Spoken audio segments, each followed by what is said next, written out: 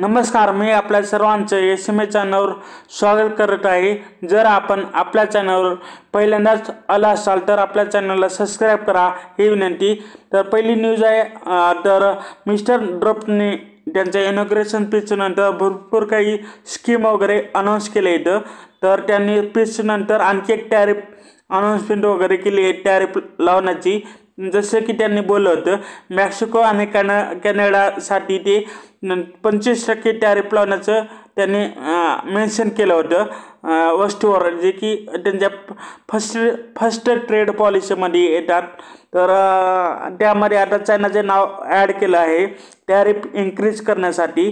तर त्याचं प्रमुख कारण त्यांनी दिलं की कॅनडा आणि मेक्सिकोला आम्ही मदत करत होतो, पण ते इलिगल करन्सी मेकिंग करीत होते अँड ड्रग्स ट्रॅफिकही करत होते, त्यामुळे US इकॉनॉमीवर परिणाम होत होता। त्यामुळे त्यांनी टॅरिफ वगैरे लावणार आहेत असं सांगितलं, कारण की ही इलिगल ॲक्टिव्हिटी आहे। आता त्यांनी या लिस्टमध्ये चायनाचे नाव ॲड केलं आहे आणि चायनीज प्रोडक्टसाठी 10% ॲडिशनल टॅरिफ वगैरे लावलं जाईल। ही खूप उदासीन हेतू आहे त्यांचा।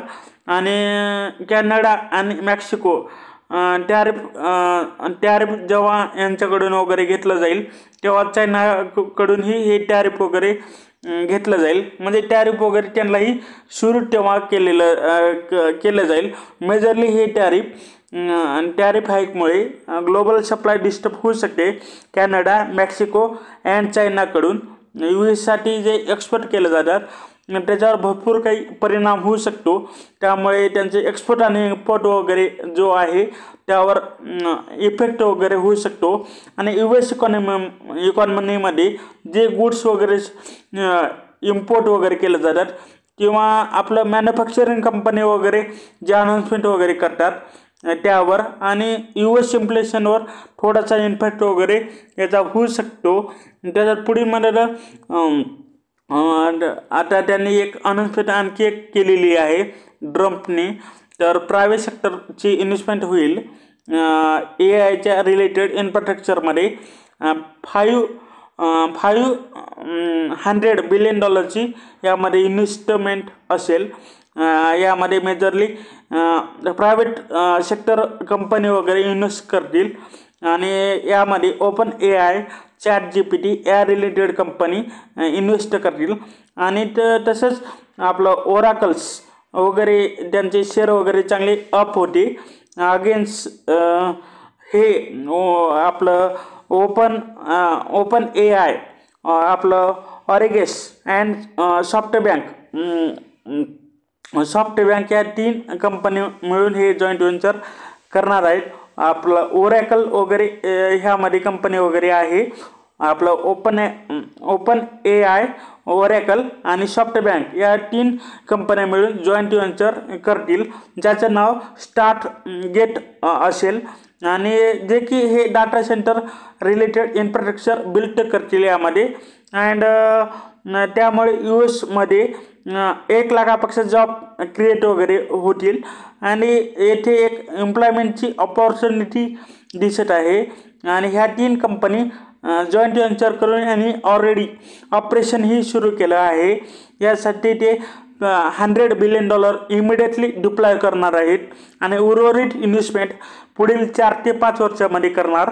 आणि हे डाटा सेंटर चे पहिलं प्रोजेक्ट वगैरे टेक्सॉनमध्ये वगैरे होत आहे, ऑलरेडी ते स्टार्टही केलेलं आहे त्यांनी, जे की AIच्या माध्यमातून हेल्थ रेकॉर्डचं अनालिसिस करण्यासाठी त्याची मदत वगैरे होणार आहे।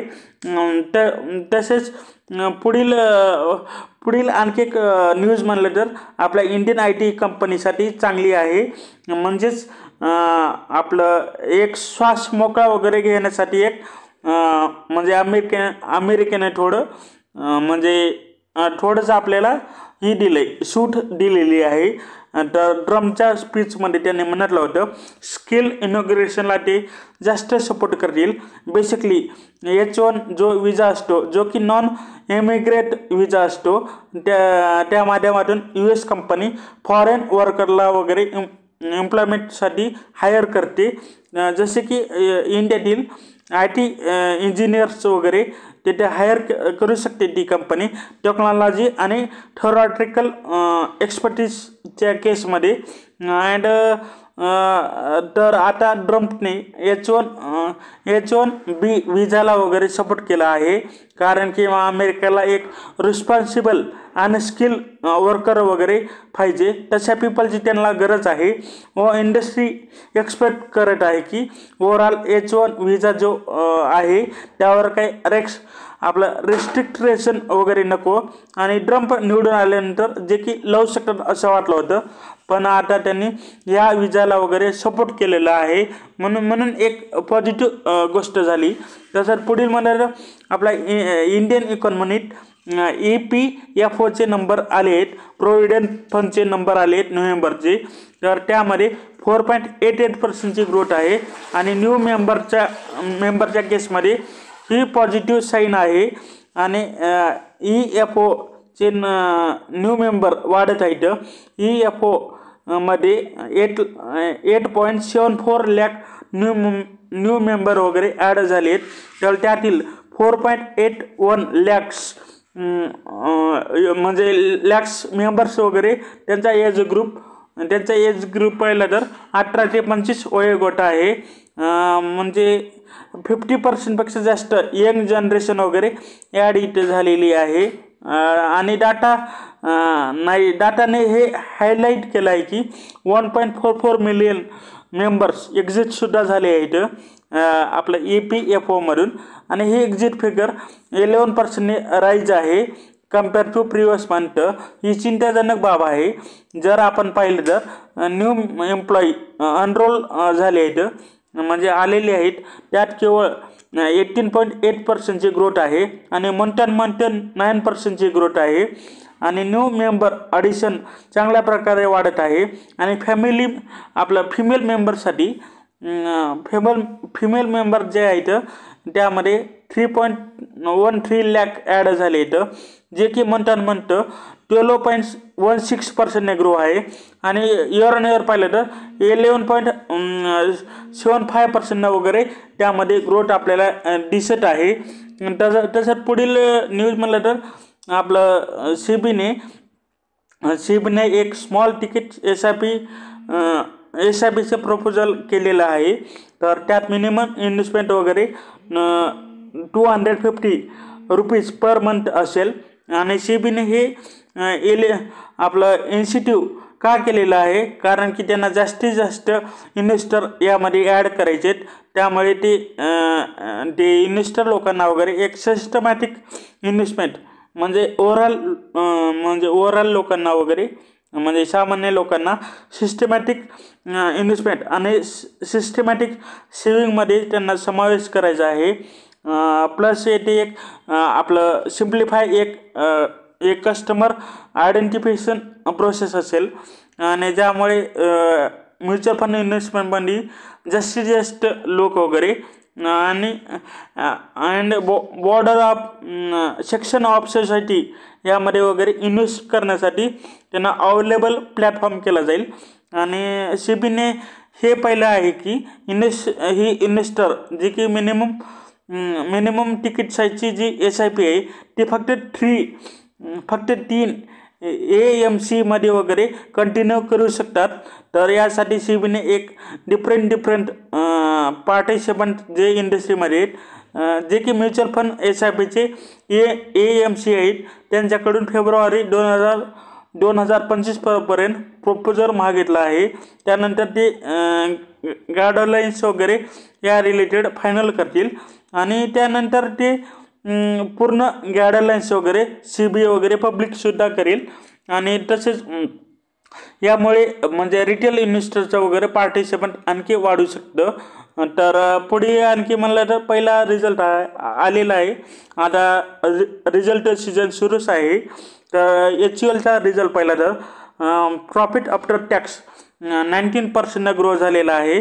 आणि हे वन टाईम गेनमुळे हे एवढं मोठं ग्रोथ वगैरे यामध्ये झाली आहे. बट त्यांचा रेव्हेन्यू जो आहे तो फक्त 2%च ग्रो झालेला आहे.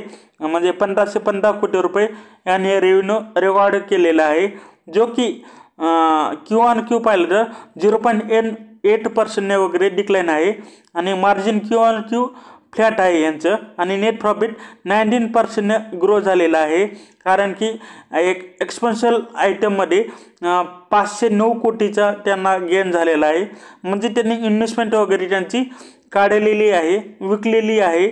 आणि तसंच आपलं प्युकराईट बिझनेसमध्ये त्यांनी एक डिसइन्व्हेस्टमेंट केली आहे, त्यामुळे त्यांना वन टाईम गेन झालेला आहे. तर आपण प्रॉफिट बिफोर टॅक्समध्ये पाहिलं तर प्रॉफिट बिफोर आपलं प्रॉफिट बिफोर एक्सपेन्शनल आयटम पाहिलं तर इयर ऑन इयर फ्लॅट आहे तो, म्हणजे त्यामध्ये तेवढी ग्रोथ दिसत नाही. आणि व्हॅल्यूम ग्रोथ या क्वार्टरमध्ये फ्लॅट आहे, कारण की अर्बन एरियामध्ये डिमांड कमी आहे. आणि आपलं ग्रॅज्युअली रिकव्हरी ही रुरल एरियामध्ये होत आहे त्यामुळे. आणि ऑपरेटिंग प्रॉफिट फक्त 1% वाढलेली आहे इयर ऑन इयर. आणि होम केअर सेगमेंटमध्ये कंपनीने 6%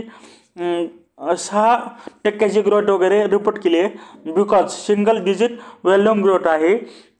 आणि वॉच आणि होलसेल सेगमेंटमध्ये म्हणजे तेवढी ग्रोथ नाही, सिंगल डिजिटच ग्रोथ आहे. व जो ब्युटी सेगमेंट आहे, जो की वेरियंट सीझन बिझनेस आहे. अँड पर्सनल केअर आपलं पर्सनल केअरमध्ये थोडीशी ग्रोथ जी आहे ती डिक्लाइन झाली आहे. आणि जे की आपण आंघोळीसाठी किंवा स्वच्छ होण्यासाठी जे आपण प्रोडक्ट वापरतो त्यामध्ये डबल डिजिट ग्रोथ झालेली आहे. त्यामुळे ओव्हरऑल यांचं आपलं व्हॅल्यूम ग्रोथ वगैरे चांगली झाली आहे. त्यामुळेच आपल्याला यांचं जे यांचे आपलं रेव्हेन्यू वगैरे आहे ते आपल्याला थोडंसं आपल्याला वाढलेलं दिसत आहे थोडंसं. नंतर ते बी निगेटिव्ह झालं असतं. आणि तसंच त्यांनी एक अनाऊन्समेंट ही केलेली आहे की ते HULने म्हणजे क्विक क्वालिटी वॉल्सेस जे आहेत, जे की आईस्क्रीम सेगमेंटमध्ये येतो, तर त्याचं डिमर्जर अनाऊन्स केलं आहे त्यांनी. तर यासाठी पॅरेंट कंपनी आपलं युनिलिव्हर त्यांनी एक आईस्क्रीम बिझनेसचे वगैरे डिमर्जर अनाऊन्स केलं होतं. त्यानंतर HUL त्या इंडियन बिझनेसनेही डिमर्जर वगैरे अनाऊन्स केलं. तर अँड कंपनीनं म्हणतलं आहे 1:1चं शेअर रेशो वगैरे असेल. डिमर्जर नंतर जर आपल्या शेअर होल्डरकडे HULचा एक स्टॉक असेल तर त्यांना आणखी एक क्वालिटी वॉल्सेसचा एक शेअर वगैरे मिळेल. आणि आणखी कंपनीने ह्याची रेकॉर्ड डेट वगैरे अनाऊन्स केलेली नाही. आणि तसंच पुढील रिझल्ट आहे पॉलीकॅप. तर पॉलीकॅपचं पाहिलं तर यांची टॉप लाईन रेव्हेन्यू ग्रोथ 20% आहे. अँड नेट प्रॉफिट वगैरे 11% ग्रो झाला आहे इयर ऑन इयर. आणि ही पॉझिटिव्ह गोष्ट आहे. आणि कंपनीने 523 कोटीचं रेव्हेन्यू याचे रिपोर्ट केलेला आहे. आणि क्यू ऑन क्यू पाहिलं तर 5% हा डिप आहे थोडं. आणि ऑपरेटिंग प्रॉफिट 26% ग्रो झाला आहे year on year. EBITDA margin 13.8% वाढलेलं आहे. सेगमेंट वाईज पाहिलं तर वायर अँड केबल्स सेगमेंटमध्ये इयर ऑन इयर 12% ग्रोथ आहे, कारण केबलची डिमांड वगैरे स्ट्रॉंग आहे. पण बट लोअर कॉपर प्राईसमुळे वायरची सेल आहे ती कमी झाली आहे. आणि त्यामुळे हायली इन्व्हेंटरी स्टार्ट वगैरे होत आहेत. आणि इंटरनॅशनल बिझनेसमध्ये यांची चांगली ग्रोथ आहे. 62% ग्रोथ आहे कंपनीने रिपोर्ट केलेली आहे. आणि EPC बिझनेस जो आहे त्यामध्येही चांगली ग्रोथ झाली आहे, कारण की बेस ऑन स्ट्रॉंग ऑर्डर बुकची अंमलबजावणी झाली आहे. अँड फास्ट मूव्हिंग इलेक्ट्रिकल गुड्समध्ये 45% इयर ऑन इयर ग्रोथ आहे बिकॉज ही सेगमेंट वगैरे, कारण की हा सेगमेंट वगैरे लोअर बेस सेगमेंट आहे, प्लस त्यांनी बेटर ॲक्विजिशनही केलेलं आहे आणि व कंपनीची अपेक्षा आहे या सेगमेंटमध्ये 1.5 to 2 टाइम्सपेक्षा जास्त ग्रोथ वगैरे होऊ शकते मार्केटला पाहून. तर व 8 ते 10%ची 10%चं मार्जिन असण्याचं एक्सपेक्टेशन कंपनीला आहे व कंपनीने FY25साठी टार्गेट ठेवलं होतं, म्हणजे 20,000 करोडचा रेव्हेन्यू वगैरे अचीव करण्याचं, जे की कॅलेंडर इयर 2024मध्ये ते पूर्ण झालेलं आहे. व कंपनीने त्यांच्या 5 इयर्स गायडन्समध्ये म्हटलं आहे ज्यांना की त्यांना त्यांच्या इन्व्हेस्टर प्रपोजलमध्ये म्हटलं की त्यांना जास्तीत जास्त वगैरे त्यांनी नंबर दाखवला नाही, बट ते वायर आणि केबलच्या सेगमेंटमध्ये 20 ते 24%ची टॉपलाईन रेव्हेन्यू ग्रोथ येऊ शकते असं म्हणतात. प्लस कंपनीने गायडन्स वगैरे दिला आहे की कंपनी आपलं स्ट्रॉंग कॅश फ्लो वगैरे जनरेट करत आहे आणि तसेच त्यासोबत कॅपेक्स आउटलेट ही करत आहे. कंपनी वगैरे 6 ते 8,000 करोडची कॅपेक्स वगैरे करणार आहे. आणि त्याच्यात पुढील म्हणलं तर आपलं HDFC बँकेचा रिझल्ट आहे, तर याचं नेट प्रॉफिट वगैरे थोडं डीप झालेलं आहे. तर नेट इंटरेस्ट इन्कम वगैरे 8% वाढलेला आहे इयर ऑन इयर आणि प्रॉफिट फक्त 2%च वाढलेला आहे, म्हणजे एस्टिमेटपेक्षा कमी रिझल्ट ओव्हरऑल आलेला आहे. आणि इंटरेस्ट इन्कम मध्ये 7.7%ची ग्रोथ आहे इयर ऑन इयर व इंटरेस्ट एक्सपेन्सेसमध्ये 7.7%ची ग्रोथ इयर ऑन इयर आहे व नेट इंटरेस्ट इन्कम Q1Q पाहिलं तर 0.8% इन्क्रीज आहे. तसेच अवरेज कासा रेशो पाहिला तर कंपनीने 8 लाख म्हणजे 8,17,600 करोड रुपये वगैरे रिपोर्ट केले, जे की आपलं इयर ऑन इयर 6%ची ग्रोथ आहे आणि क्वार्टर ऑन क्वार्टर 1.1%ची ग्रोथ आहे. आणि रिटेल लोनमध्ये त्यांनी 10%ची वाढ पाहिलेली आहे आणि तसंच कमर्शियल आणि रुरल बँकिंग लोनमध्ये ऑलमोस्ट 12% ग्रोथ त्यांनी पाहिलेली आहे. आणि कॉर्पोरेट आणि होलसेल लोनमध्ये आपलं 10%ची वगैरे डिप वगैरे त्यांनी पाहिलं आहे, म्हणजे डाऊन झाले आहेत. अँड टोटल ॲडव्हान्सेस 2% ग्रो झाले आहेत. आणि ग्रॉस NPAची गोष्ट केली तर यांचा NPA रेशो जो आहे तो वाढत आहे सध्या. आणि तसंच पुढील म्हणलं तर पिडिलाइट इंडस्ट्रीचं जे रिझल्ट आहे त्यांनी काल डिक्लेअर केले. कंपनीने 9% वगैरे प्रॉफिट रिपोर्ट केलं आणि रेव्हेन्यूमध्ये 8%ची वगैरे अप ग्रोथ वगैरे त्यांनी दाखवली व आपलं ऑपरेटिंग मार्जिन वगैरे आपलं 100 बेसिस पॉईंटने वगैरे इम्प्रूव्ह झालं आहे. व त्यांची व्हॉल्यूम ग्रोथमध्ये ऑलमोस्ट 9%ची ग्रोथ कंपनीने रिपोर्ट केली. कन्झ्युमर अँड बाजार सेगमेंटमध्ये 7.3%ची ग्रोथ आहे व B2B सेगमेंटमध्ये 21.7%ची वगैरे ग्रोथ आहे. आणि भारतपुरी जे की MD कंपनीचे त्यांनी म्हटलं की अर्बन आणि रुरल जिओग्राफीमध्ये डिमांड वगैरे थोडी कमी होती, तरी कंपनीने एक कंटिन्यू वगैरे एक स्ट्रॉंग परफॉर्मन्स वगैरे केला आहे, त्यामुळे व्हॉल्यूम ग्रोथ झाली आहे. त्याचाच डायरेक्ट परिणाम वगैरे आपल्याला रेव्हेन्यूवर आपल्याला पाहायला वगैरे मिळत आहे, रेव्हेन्यू वाढल्याचा. आणि त्याच्यात पुढील रिझल्ट आहे पर्सिस्टंट सिस्टम, तर याने रिझल्ट दिलेला आहे. यांचं प्रॉफिट 30% वाढलेलं आहे व इयर ऑन इयर व डिव्हिडंड यांनी 20 रुपये पर शेअर वगैरे डिक्लेअर केलेला आहे व रेव्हेन्यू पाहिले तर यांचा 50.16% वगैरे इयर ऑन इयर वाढलेला आहे, म्हणजे 15.16% वाढलेला आहे. व कंपनीचे टोटल कॉन्ट्रॅक्ट व्हॅल्यू म्हणजेच ऑर्डर बुक जी आहे ती $5.21 मिलियन या क्वार्टरमध्ये त्याने रिपोर्ट केली आहे, जे की एक चांगलं फ्युचर वगैरे दाखवत आहे कंपनीचं. व त्यांच्या शिवने म्हटलं ही मेन ग्रोथ जी आहे ती AI बिझनेस आणि सर्व प्लॅटफॉर्ममुळे वगैरे येत आहे आणि हेल्थकेअर आणि लाईफस्टाईल या सेगमेंटमध्ये त्यांना चांगली ग्रोथ वगैरे दाखवली आहे बिझनेसने. आणि EBITDA मार्जिन वगैरे 400 बेसिस पॉईंटने वगैरे इन्क्रीज वगैरे झालेला आहे. तर शेवटी आपल्या व्हिडिओला लाईक आणि चॅनलला सबस्क्राईब करा. ही जुनी हा व्हिडिओ पाहिल्याबद्दल धन्यवाद. थँक्यू.